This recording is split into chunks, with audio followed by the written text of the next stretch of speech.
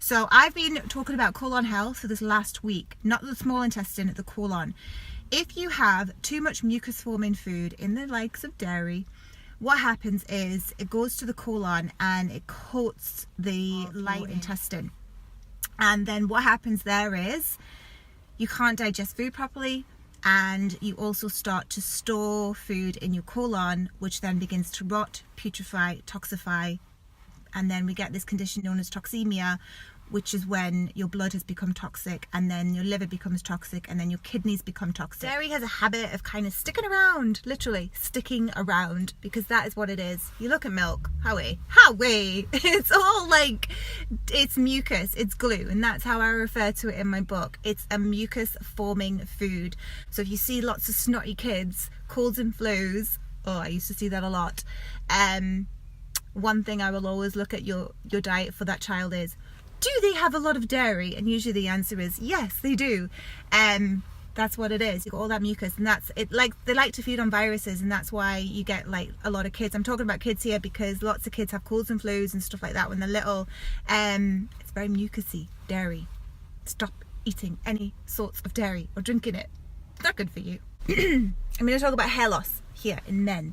So you see often men, they start to lose parts of their hair, and I know like for some guys it's like devastation. Like I've known guys who are like, they've just started to shave their head now because they're like sick of it. So one of those causes is dairy, because as I've mentioned, that coating gets stuck in the colon. You can't absorb food. This right here, this bonnet on your head needs nutrition, and if you're not getting nutrition, your hair is going to fall out.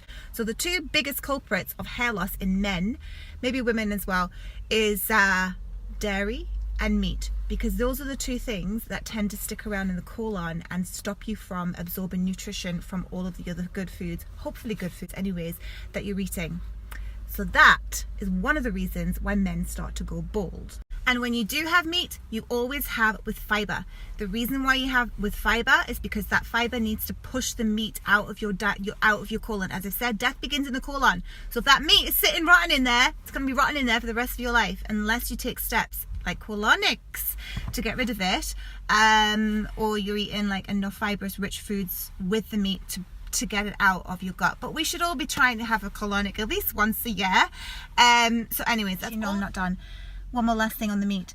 If you are someone who's ate meat most of their life and you've never had a colonic, and your diet isn't the best, what do you think is happening in your colon right now?